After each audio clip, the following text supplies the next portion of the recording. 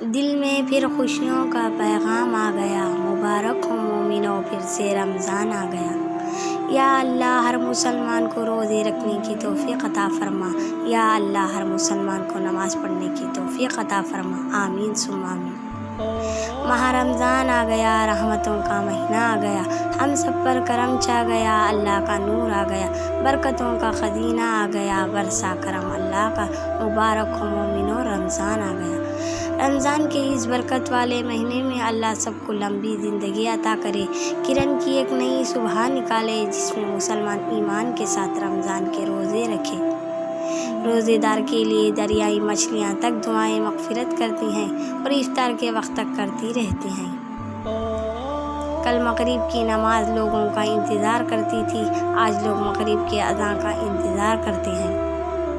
خوف اللہ کا دیکھنا ہے تو مسلمان کا دیکھ، جو روزے میں وضو کا پانی منہ میں لے کر بھی پیتا نہیں۔